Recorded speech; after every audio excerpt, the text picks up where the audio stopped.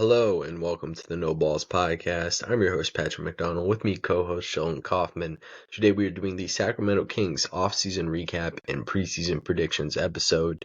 If you don't know how this works, we give every team their own full-length episode, ultimately ending in a full 30-team predictions episode. Before we get started, Sheldon has Kings-related trivia question. We'll see if I can get it right. I'm currently 0 for 1 in the Southwest Division. So let's see what you got cooked up for me. All right, Pat. With the Kings up 3-2 in the 2002 Western Conference Finals going up against the Lakers, and what was called the most rigged game of all time by Bill Simmons, who officiated Game 6 who was on the officiating crew of the 2002 Game 6 playoffs? A game that had a lot of scrutiny. Lakers shot 43 throws, including 27 in the fourth quarter. And one of the biggest plays of the game was when Kobe Bryant, very, very obviously, elbowed Mike Bibby in the face. No foul call. Kings can't get the shot up. Who were the three officials? Or if you can name one of them, I think that will count as well. Go ahead. Hint, it was not Tim Donahue. No. Tim Donahue was not on the list. Oh, it wasn't. Oh, no. I was really banking on that.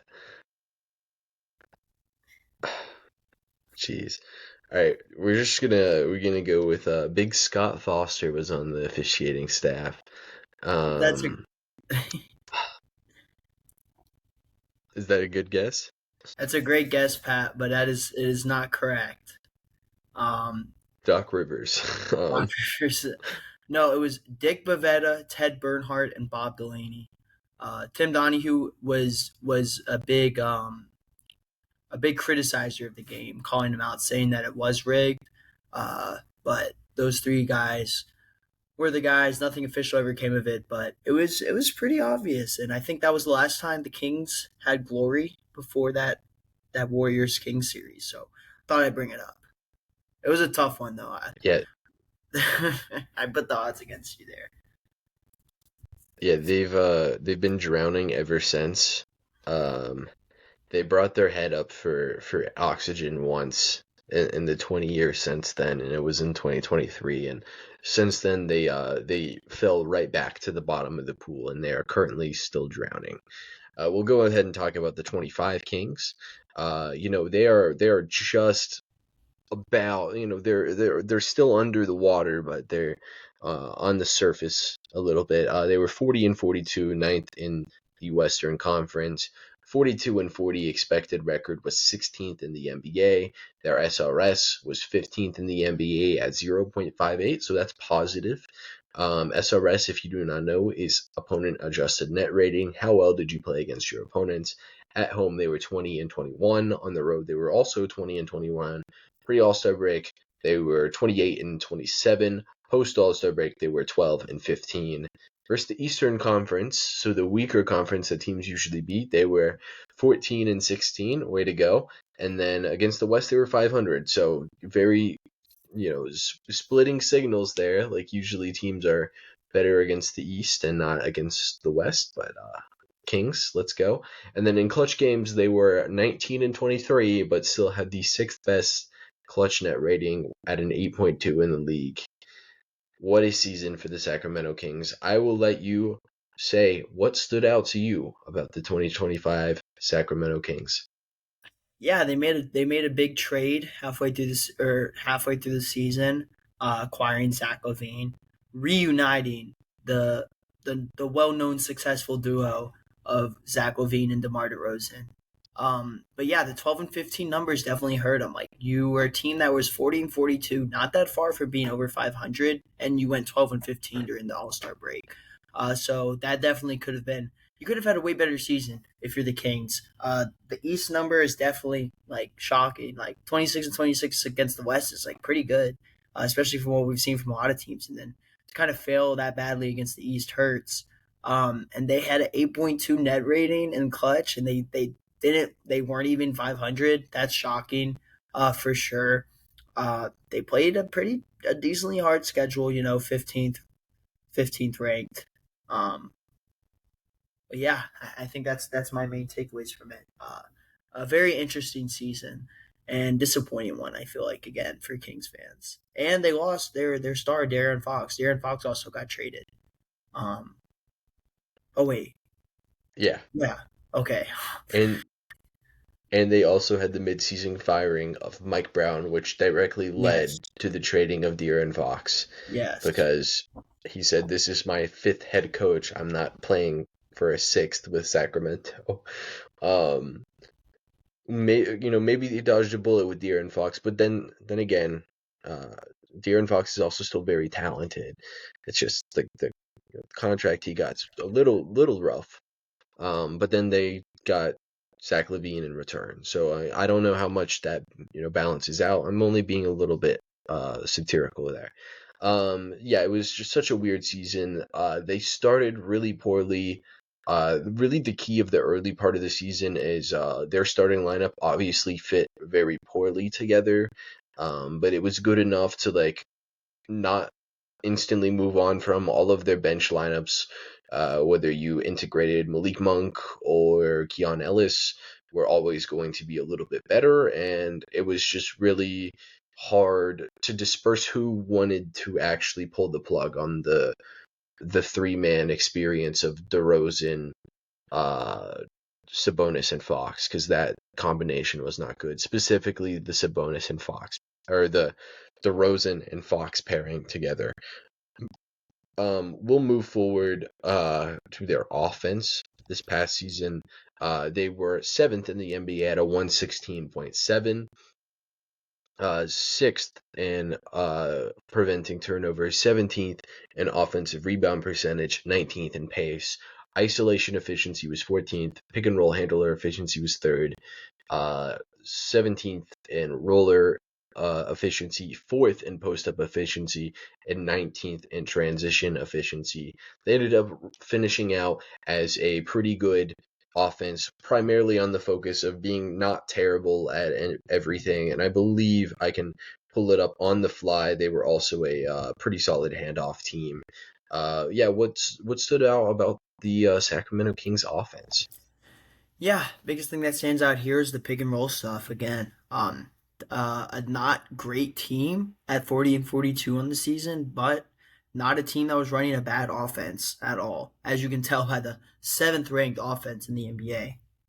Um, yeah, straight away from the ball handler and roller stuff, but we're still good when they went to it, especially the ball handler stuff with third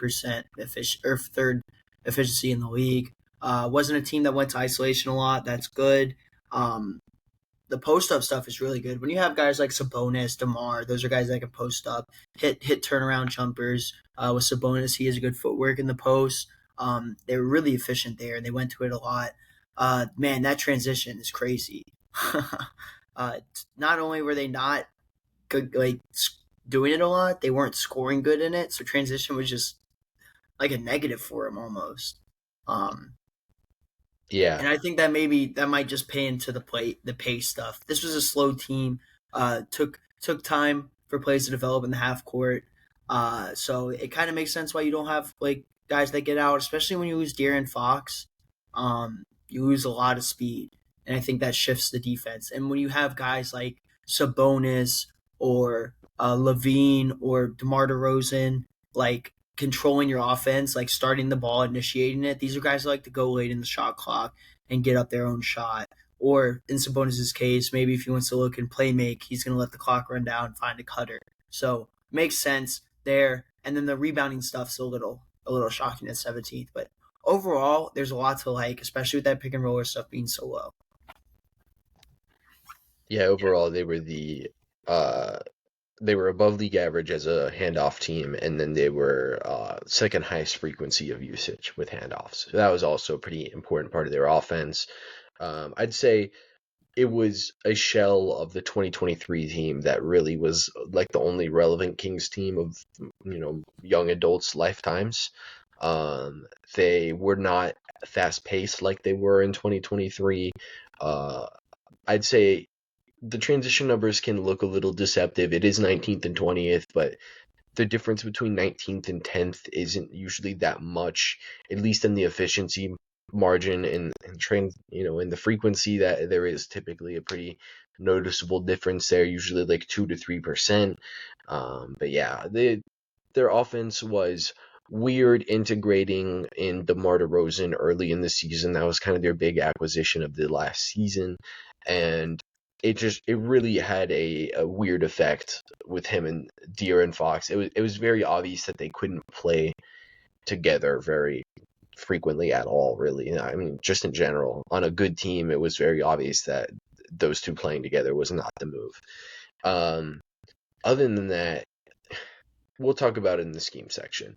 Defensively, they were 116.2, 16th in the NBA, a 19th at forcing turnovers, second in securing defensive rebounds, efficiency wise, 21st in isolation, 27th defending pick and roll handlers, 20th defending rollers, 9th defending post ups, and then 16th defending in transition.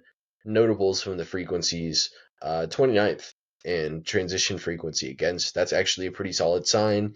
I think that was the lone bright spot of their defense, on top of their defensive rebounding, largely sparked by Domantas Sabonis. What did you come away with on their defense? Yeah. Um they okay, sorry. Yeah, on the defense. Team, like you said, Sabonis was really good at finishing possession, second in defensive rebounding. Probably why the defensive rating wasn't as horrible. The pick and roll stuff. I mean, to me, it's like yes. I mean, teams aren't even really running that much like ball handler stuff on them, and they're not converting at a high rate either. Right? Teams are converting like near bottom of the league against them. Oh wait, no, No, they're bottom of the league at defending it. Never mind. yeah, Oh yeah, my point was, yeah, they're bottom of the league at defending like the ball handler stuff and the isolation, but at least like teams aren't running it a lot against them. Like that is like a thing to kind of look at. But then you talk about the roller stuff. Uh, yeah, you're not doing good at defending, and teams are attacking you with it. Like a lot. That really hurts. You mentioned transition things. Um, the teams weren't getting out. Teams weren't able to really get out on them. So that's a good thing. And I think that kind of goes with the defensive rebounding stuff being so good. Oh wait, no, that has no correlation. The offensive rebounding stuff being good. They weren't letting teams get out in transition against them a lot, and they did a good job of defending that. When it happened, the post up numbers are kind of a little shocking because you have like some decent bigs in there um, that were good, like pretty good post defenders, but obviously uh, teams were trying to take advantage of that. Um, but overall, just kind of like a mid defense. The turnover stuff I thought would be a little bit higher since this is a team that tries to get into passing lanes and get steals. But I guess when De'Aaron Fox goes, you kind of lose some of that, or at least when they had Mike Brown, that's what they were trying to do. yeah. You're. I would say this was a bad defense that played up by securing defensive rebounds and not getting ran on. And that's a pretty good formula for the regular season, to just be like respectable, and hopefully your offense can carry you. Their offense wasn't like a carry you type of offense, is the thing. Um, we'll move forward to the team scheme and coaching staff. Doug Christie's their head coach, general manager Scott Perry, two new assistant coaches, former players Bobby Jackson and Mike Miller, and then Leandro Barbosa is also an assistant on Doug Christie's staff.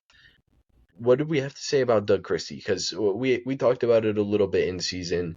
He retained head coaching status. Obviously the trial is still active, but what do we think so far? Yeah, I mean, I liked a lot of the stuff he did, especially with like the off ball. Oh wait, oh yeah, the off ball screening. I feel like he got a lot of guys open like that. He was able to get the Levine the ball a lot in favorable positions, whether him having like an advantageous driving lane to the basket or being able to shoot the ball from the 3 point line. Um, we talked about it a little bit last season, like when DeMar DeRozan was like initiating the offense and kind of playing like playing the point guard for him, they were looking really good. And it'd be fun to see that to get them. It would be fun to see them get back into that a little bit. Sabonis in the pick and roll game, even though they didn't run it a bunch, when they did, it was pretty effective because he is such a good screener. And they liked having Sabonis facilitate from that kind of top of the key area, maybe a couple feet or a couple of steps inside of it. Lots of guys were moving and cutting. Lots of guys were relocating. This was like relocating whenever someone would drive. It was a pretty good offense and a fun one to watch. Not a lot of stagnant shooters. I always love that.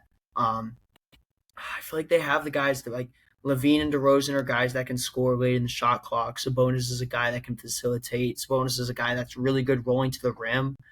Can help young guards in situations where maybe they get double teamed, dump it off the Sabonis and dunker spot. He's really good there. Um, yeah, I think the biggest thing that's always a question with them is what's the spacing going to look like? Sabonis, a guy that's he can stretch the floor, not very consistent from there. DeMar DeRozan, not known as a 3-point shooter, more as a mid range guy. Levine did look good last year from there. I think that would be my biggest questions heading into the season. What's the spacing going to look like? But like I feel like Christie's able to do a good job of getting his guys open by running off ball like actions. Yeah, a lot of it too, running off of Sabonis in handoff situations. A lot of the same things we were talking about with Mike Brown. I think the defense cleaned up a little bit after they switched over with Doug Christie, but schematically wise, things were very similar year to year. And yeah, it just uh we'll have to see. I think is the key thing, and there's a good chance the roster has some turnover as well going forward. But Doug Christie, yeah, maybe he's got something going. Scott Perry, I think, very recently took over. I actually need to know. I believe this was his first offseason as the Kings GM. Um, when did Scott Perry join the Kings? Apologies to the Kings fans. This is 100%. Well, he was named the general manager in April of this year, so I was correct. He was previously in the organization, but this is his first offseason as general manager. We'll talk about that. We'll first go to their draft. They had 2 picks in the draft this season. Nick Clifford from Colorado State and Maxime Reynal from, oh goodness, there's no way I should be forgetting where Maxime Reynal went. But yeah, we'll start with Nick Clifford. Maxime Reynal was from Stanford. I knew it was a Ivy League school. I just can't remember which one. Nick Clifford, what we got? Yeah, let's talk about him. Colorado State. I think he went. Did he go to Colorado State, Pat? Nick Clifford. Is that Yeah, what you just said? yeah. Yeah. So 6'6" with a 6'8" wingspan, average 18.9 points per game last season, 9.6 rebounds. Love that, right?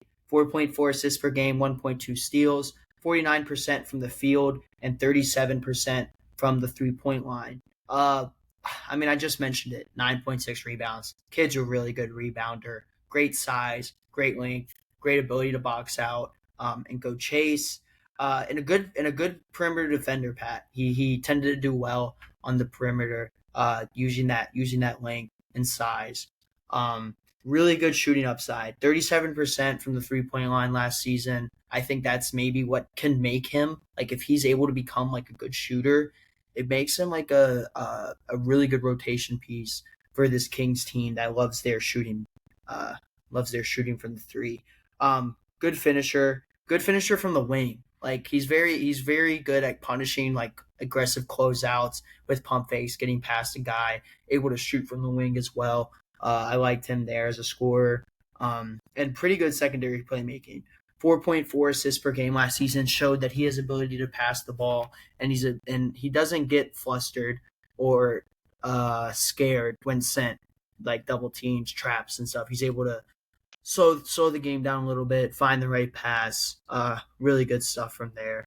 Um, then the thing you want like I said, the shooting, it has to be consistent. If he wants to earn his keep in the NBA here, tends to overhelp on defense a little bit. which can get him into trouble at times. But I mean, besides that, like the handle's a little shaky, but you love the shooting ability, you love the rebounding ability, and you love the length on defense as well. So uh, that's what I got. Nick Clifford's really awesome. I had him as a top 15 player in this draft, and getting him at 24 is a steal, I think. He spent 5 years in college, 3 at Colorado, where he was more of a role player, and then 2 years in Colorado State, where he was more of a lead creator, and he was pretty good. He was a wing lead creator, averaged 4 assists and 10 rebounds, which is ridiculous. He's I would say a wing, like a 2-3 hybrid type of player. The shot really came around in his last 2 years at Colorado State. It was 37%, like you said before. The free throw rates or percentages also took a significant climb those seasons. I think last year, like the year before, he was a guy who could have gone in the second round in 24. But there was still questions on if like the shooting league was real. He went back and proved that it was pretty real. The passing's really advanced for these typical like 3-and-D wing type players, and I mean the rebounding is so awesome, and he's older so he can come in and contribute right away. It was just I think he's just a good player is what Nick Clifford is. Very safe, not a super high ceiling, but I like him, and I think he's in the path to be a pretty good role player in the NBA because he's qualified to do he's overqualified to be a role player, but he's done it before. And I mean, the hustle doesn't go away. He's still just an amazing rebounder for his size, just in general, even, but also for his size. That that aspect lends him to the Josh Hart comparisons. That's a name that obviously came up for me. I also like Nickeil Alexander-Walker and Royce O'Neal. So, what'd you have for Big Nick Clifford? All great guys to be compared to. I landed on Josh Hart as well. The shooting ability, the hustle, the rebounding ability, and the pretty good perimeter defense. I like all that, and I think I mean you have a guy like Malik Monk already to add one like a Josh Hart type player. I think would be even that would just complement that so well. You'd have a couple guys coming off the bench that can really wreak havoc, not only scoring wise but rebounding defensively too. Yeah, and since they love rebounding, Maxime right now, we'll go ahead and shift forward to him. He averaged 11 rebounds per game this past season in college. He was a shooter throughout his entire 4-year career at Stanford. This past year, it was 5 attempts a game at just under 35%. He's a fine rim protector. I wouldn't say he's like a great rim protector. Uh, Defensively, I think he's pretty similar to Sabonis. Probably would have to bulk up a little bit to be Sabonis like. But yeah, I think, and that's purely on the defensive end. I don't think Reynolds like this super awesome player, but I think he's somebody who falls into an archetype as a stretch shooter who plays physical on the rebounding or on the defensive glass. I really like Maxime right now. I thought it was a great pick at 42. What do you got on Maxime? Yeah, you touched on it a lot, Pat. You love the size, 7 feet tall with a 9 foot standing reach. That just shows how good the defense is going to be. Rim protection wise, like you said, like I just said, the size helps with the rebounding. With the 10 rebounds per game, like that's just really incredible. That's that's what they like on the Kings. Sabonis had 13 rebounds last season. He's been leading the league in rebounds for multiple years. The stretch potential is definitely there. He also shot 74% from the free throw line, so there is like real real real relevance to the stretch potential or the stretch comps. I think once it gets more consistent, that's what you're gonna want. This is a solid big, like you said, that can play defense, rebound, and can shoot the ball. Uh, like a Sabonis, you kind of already alluded to it. That same kind of archetype. This is a solid pickup for the Kings, especially with 40 at the 42nd pick. It's like Sabonis if you take away the great post scoring and a good bit of the passing feel that makes Sabonis super special. Reynald did average just under 2 assists his last 2 years in college, which is pretty solid for a college big. But we'll see what he ends up becoming. I think at the very least they got two upperclassmen draft prospects who can like potentially fill an NBA role in some capacity. It was hard to come away with any comparisons for Maxime right now. Um, it's like rebounding Mo Wagner. It was like the one I kept going back to, but I really don't like that one. I'm interested in names that you came up with. I came up with like a Kelly Olynyk type. Uh, the rebounding and the shooting potential, and also some pretty good defense. Yeah, I think it's pretty good. Like it's hard to really nail down because as we're currently standing, we're in the first era of like stretch bigs being role players. Like before, all the stretch bigs were like the superstars, and now we do have role playing stretch bigs, and we just haven't had one that's like like a legit rebounder as well. So that's what makes him and like 7'1" and a legit rebounder, but he's still definitely a role player type of player. So um, shout out to Maxime right now. And Nick Clifford. I think this is a pretty good draft for the Kings. So maybe Scott Perry can cook a little bit. We'll move to trades and free agents. Dylan Cardwell, they get on a two-way deal. Drew Eubanks on a minimum. Dexter Dennis is on an Exhibit 10. Dennis Schroeder is signed for the mid-level exception, $42 million over 3 seasons. That was actually my initial guess. I haven't actually confirmed that. I'm pretty sure that's the correct number. I'll get confirmation. Isaiah Stevens on a two-way deal. Dario Saric they get in trade, and then Daquan Plowden is on an Exhibit 10. What stands out to you with these acquisitions? Yeah, I think the Dennis Schroeder one's like pretty solid. Um, Probably the biggest one on here. Uh, he had a great career or great career. He had a great year last season, especially with the Pistons. Not only on the Nets but on the Pistons as well. Kind of like improved them a little bit coming off the bench whenever Cade went out. Averaged 13 points per game last season. Had 5 assists. Shot his best 3-point percentage in a while. With 34% from that and 40% from the field. I like the playmaking here from Schroeder. I think he might be able to connect some of the get passes in, zip them in quickly to Levine and Sabonis and DeRozan on that perimeter. I like the Dennis Schroeder acquisition a lot. Yeah, I do think that the deal that they signed for Dennis Schroeder is fine. It was 44 over 3, so that's just a couple ticks off. It's pretty weird on the Kings who already had spacing issues, and like if De'Aaron Fox is anything, or if Dennis Schroeder is anything for them, is it not just a worse version of what De'Aaron Fox has been for them over the past couple of seasons? It's hard to envision the fit being great, and we'll just have to see how that More like applies. I'm sure they'll. a Malik Monk without a jumper, Yeah, without a yeah, jumper. those. Like it definitely is interesting. I like contract wise. Do you think you said it was? You think it's pretty solid, right? Not you don't think they're overpaying here? Okay, it's definitely It's a a little little bit steep. rich. Like Ty Jerome got 8 million a year, and Dennis Schroeder here is getting I think just over 14. So it's a little bit rich, I would say, but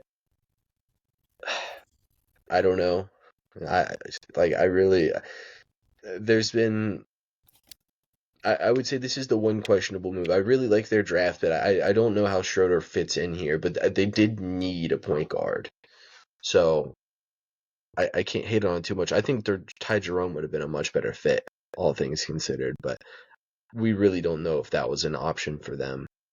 Um, I would have rather Ty Jerome on the 42 over 3. I'll say that. But Dennis Schroeder, like we can't dismiss obviously what he's done in his NBA career and his pro career. Like he's a great player still, and he was a fucking nightmare in the Knicks Pistons series. Jake LaRavia is one of their losses. Jonas Valanciunas goes to the Nuggets. LaRavia went to the Lakers. Trey Lyles is unsigned. Mason Jones unsigned. Markel Fultz, Jay Crowder, and Isaiah Crawford are all unsigned. This is the only picture I could find of Jay Crowder in a Kings uniform.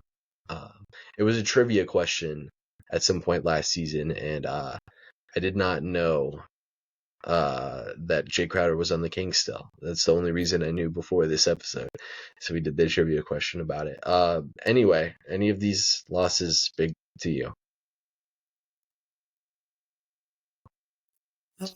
Not really, Pat. I think Jake LaRavia maybe like could potentially be a pretty big loss, but he was only on the team for like half the season, and not really big. Not that's a overstate or yeah, that's an overstatement to say he's gonna be really big. But I think like maybe he could have been like a solid like 3 point shooter coming off the bench for them, like down the road. But I mean, none of these are huge. Trey Lyles has been on the team for a while, just mainly as a shooter. Could play or could get some boards at times. All these other guys were like kind of like they took flyers on him, right? They gave him a chance, kind of helped fill roster spots. Jonas Valanciunas ended up not being like that great for him. He did okay.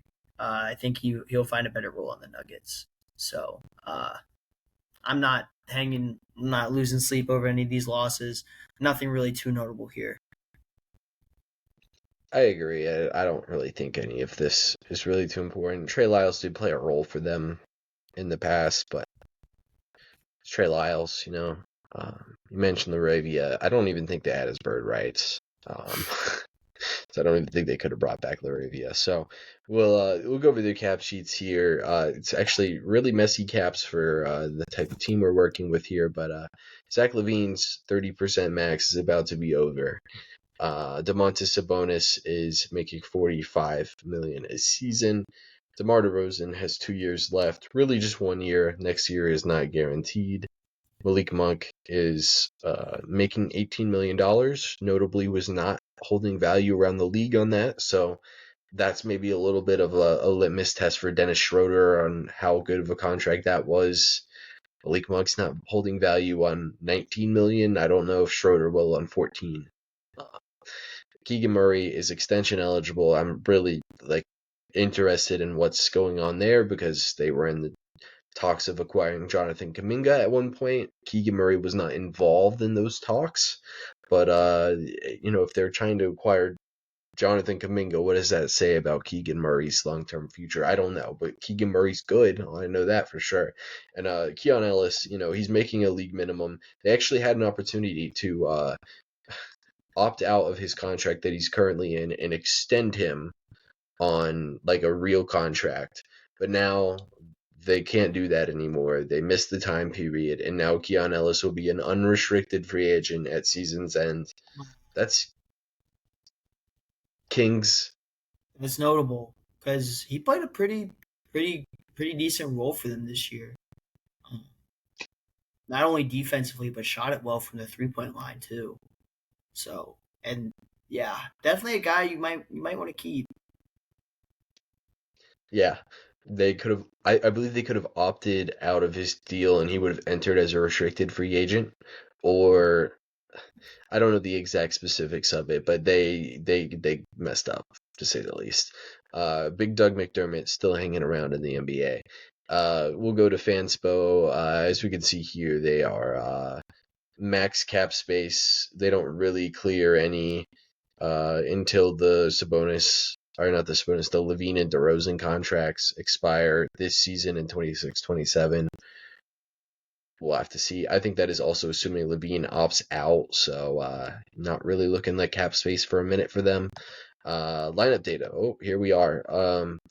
Domantas Sabonis had a plus 5.6 on off. It was split pretty evenly between offense and defense, with a plus 2.7 offensive on off and a plus 2.9 defensive on off. So like I said before in the lineup data section, like his defensive rebounding was really key for their defense because they weren't really great at anything on the defensive end, and just being able to end the possession was really big for them. Like very similar to the Knicks this past season. Like Karl Anthony Towns ending possessions was like really big for them because you defend two in a row with a bad defense, it's not going to go very well. The two Bulls guys together, Levine and DeMar, had a minus 2.88 net rating. I think Levine in general had a minus 2.3 net rating on the Kings this past season. So we'll see how that works. When you put Keon Ellis and Keegan Murray, they're two good role players on the floor. They're at plus 5.9. If you add Sabonis into that mix, plus 7.59. DeMar DeRozan, they got up to a plus 10. That's not even including Sabonis only being on the floor in those minutes as well. So a lot of interesting signals pointing here. I'll quickly get Keon and Keegan with Zach LaVine to see what that looks like because I don't remember pulling that. What do you have to make of this? Oh, I thought I just unmuted myself. Oh well. There's a couple good things here, Pat. I like that Demar's adding value, especially on that Keon plus Keegan lineup. Like that might like that seems like some solid bench lineups going forward, or maybe even some not some starting lineups, but I feel like coming off the bench, those could be some interesting pairings with those four on the court. Shows how important Sabonis is. 5.6, and you're giving 2.8 on defense, 2.7 offense. Shows that he's not doing just one thing. He's a true two-way player. The Levine DeMar things are a little concerning. You mentioned Levine was negative. It felt like to me once he moved from the Bulls to the Kings, like he declined a little bit in play. I Still had The good numbers defense though. was Like like really bad. Yeah, the yeah, offense was pretty okay, good. yeah, yeah. I was about to say the offense was pretty good, so the defense must have been doing something bad. um, but yeah, they got to figure that out. Like you need those two guys out there. They didn't work that well in Chicago. Like there's got to be some way that these two can go out there and play on the court together. Because like if you fix that, then you have like a solid starting lineup going forward with good bench players. You know. Yeah, Monty McNair's last masterpiece was reassembling the Chicago Bulls on the Kings. His dying Don't wish. Yeah, I mean, and they have their Alex Caruso and Keon Ellis, and Keegan Murray's a better version of Patrick Williams, and Sabonis is a better version of Vooch. So like, this team's got to win 50 games, right?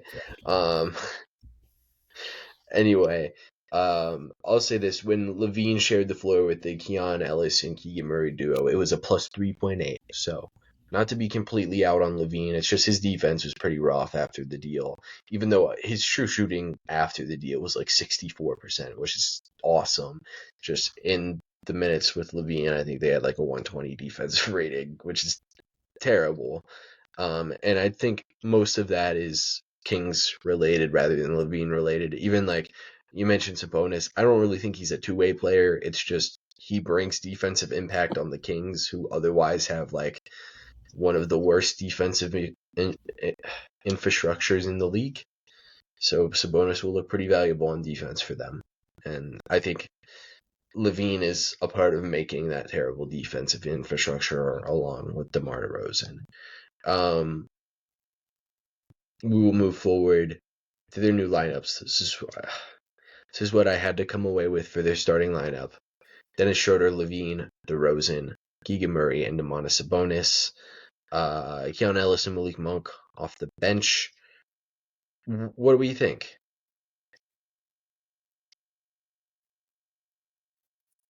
I think you could run a little interesting lineup with Zach LaVine at point, uh, put Malik Monk at the two, and then have the rest of the lineup the same. Have Schroeder coming off the bench where he played a good role in in Detroit. So I think that could be interesting.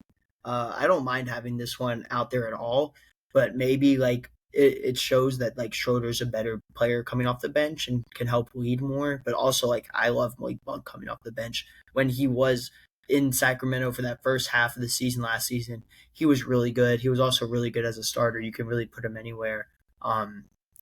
And the center position is looking a little rough with Eubanks there. I mean, Renown might get a lot of minutes this season as long along with Clifford. This is this is looking like a little exciting team. Maybe they like hover around 500 again, which is probably realistically what happens. But still, uh, maybe they turn a corner. Maybe when go 10 games over 500, get a 7 seed, get an 8 seed. I don't know if I'm gonna have him there in the West, but yeah, I won't let myself get too excited about the Kings, but I think it would be very Kings appropriate to have all their offensive players in the starting lineup and all of their defensive players on the bench.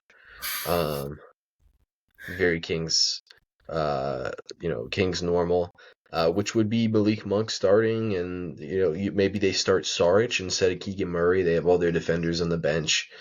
They must think this is the NFL, and they won the coin toss. I don't know what's going on here, Sacramento. But other than that, like I don't. The lineup's not like a disrespectfully bad lineup, like we said.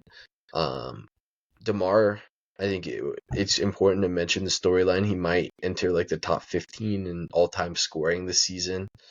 good for Shout out him. to DeMar. Good Yeah, for him. he managed doing that while peaking at like a top 30 player at his peak. Um, he's what the haters say Mike Evans is. Yeah. Other than that, shout out to this version of the Sacramento Kings. I think it is at least slightly more interesting than last year because at least Levine like gives them this like awesome shooter, and like hopefully they can rein in the defense just a little bit because it was really bad after he got there. And not all of it was Levine. He was actually like pretty. He played real defense in Chicago. Because he wanted to He's get got to get traded. back to that. Yeah. Before he left Chicago, he was kind of playing some real defense. Even though I know in Chicago he had the same like huge negative on the lineup data that he did here in Sacramento. So I don't know. Shout out to Levine. He got his bag and he's still starting and he's good. He's good. The scoring's still great, and then I think he plays really well offensively off of Sabonis as well. Like that was an instant takeaway of the De'Aaron Fox trade. Um, and now this is the Kings. I mean, do we have anything else we want to say on this, or do we want to move to core questions? Let's go ahead and move on. Do we think the Sacramento Kings improved this offseason? Yeah, yeah, they improved. I don't remember any of the losses being no really notable losses. You bring in Schroeder, who proved to be a pretty good big uh backup when Cade went out and could show that he could start as well in Brooklyn. They improved. Is Schroeder gonna bring them to like a playoff, like a championship contending or a West contender? Obviously not. So not a crazy big improvement, but I will say that they improved from last year. Yeah, I think very marginally they improved, I would say. Like I think even their rookies are two guys who can like play an NBA role right away with Nick Clifford and Maxime right now. So I will unfortunately be saying that the Kings did improve this offseason. Um, I don't think it's significant. They also like were coming from a place of mediocrity, and now they probably moved into a higher tier of mediocrity. We'll ultimately see where we stack them up against the West in about a week's time, so that's going to be awesome.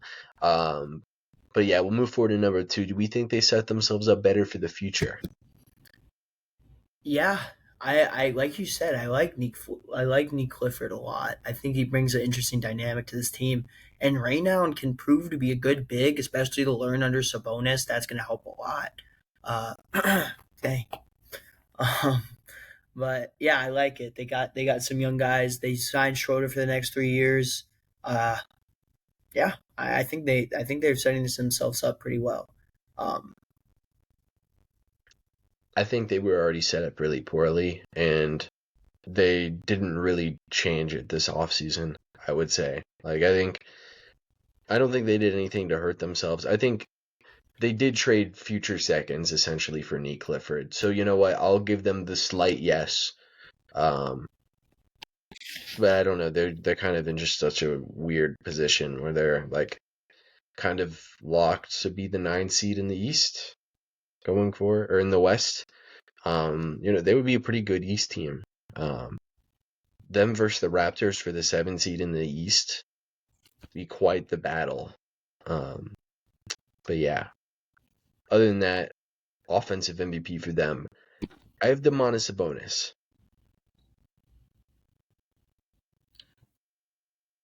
That's interesting. I like that.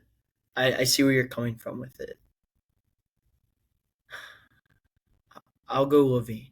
I'll go Zach Levine. I think I like the scoring from Levine. I think that Sabonis not only brings the scoring but the playmaking aspect of it. But I don't know. I feel like Levine adds just like a super like different layer to this Kings offense with the elite shooting and the great driving to the rim. Um, Sabonis is such a good shot really well last year too. So you're picking from two good players. I'm gonna go with Levine though. I do like the Sabonis pick. I do like the Sabonis pick. I think Levine's the right answer for like a team with like actual aspirations to win something. I think Sabonis and DeRozan are like two guys who put a clear limitation on your team's offense. And I think Levine is somebody who can more kind of just coexist offensively next to anybody. I think on this Kings team, Sabonis will be more driving of offensive value, but I mean Levine's such a great shooter and scorer. Like I don't think you can go wrong picking Levine. Defensive MVP for them, I'm going to go with Keon Ellis. Yeah. I'm gonna go Keanu Ellis too. I think the on-ball defense was really good last season, and he was really like one of the only guys when I was watching the games that was like creating turnovers for them. We saw that they were a low turnover team on defense. I feel like he did a good job of getting a lot of his points out in the transition from the turnovers that he was creating. So I'll go with Keanu Ellis as well.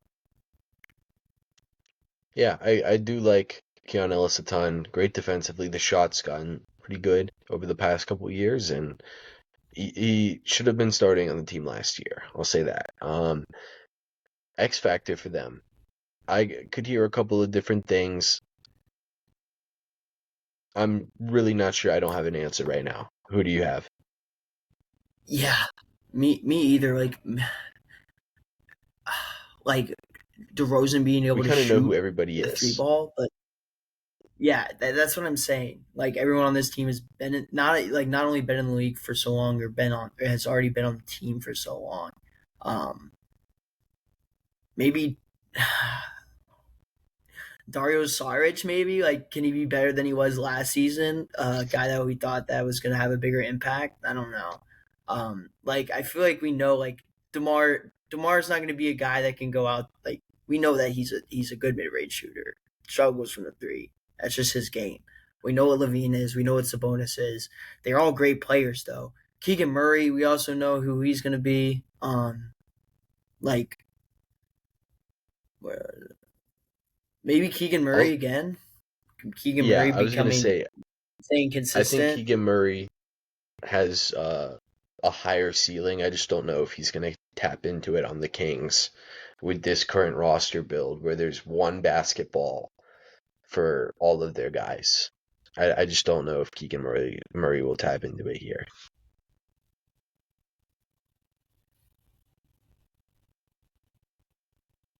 Yeah, I agree. I think Keegan Murray's. I'll go with Keegan Murray. I feel like that's like you said. We already know who everyone else is. Yeah, we know who Dennis Schroeder is. 8 teams in. Um, yeah, I don't. There's just not a lot of like unknowns for their team. I guess if Nick Clifford's pretty good right away, that's like good for them. Like really good for them actually, because he's a wing who can play and make a ton of different lineups work, and they don't have a ton of different lineups that can work, but I think they have a lot more of lineups that can work that than they are actually willing to play if they would just like start Keegan Murray. not Keegan Murray, Keon Ellis, but they didn't want to do that last year. I don't think they'll want to do it this year with him having to bench one of Levine or DeRozan. So yeah, I will. I will. I'll stay. I'll say Nee Clifford, I guess. Um, X Factor for them this season. What do we got? We just did the X Factor. Jeez. There we go, Pat. That boy. Oh, I've been up a long day. It's been a long day, man. What I meant to segue to was, other than that, do you have any other notes on the Sacramento Kings? No, but I do think I've maybe like after this episode, I think the Kings might be, a solid team. I wasn't really expecting to say that going into this preview, but I think I may. I think you and myself have talked myself into seeing like a pretty competent Kings roster this year. Maybe I'm drinking the Kool-Aid though.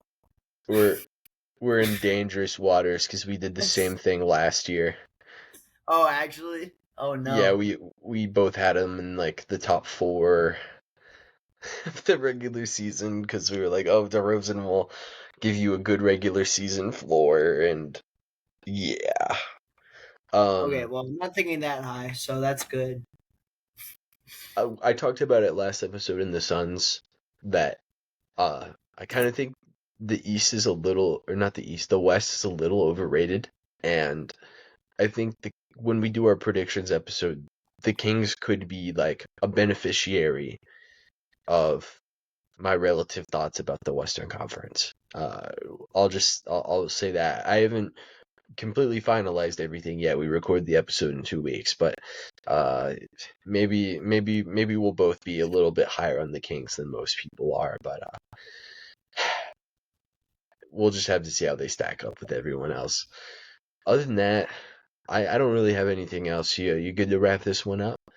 Let's All wrap it right. up.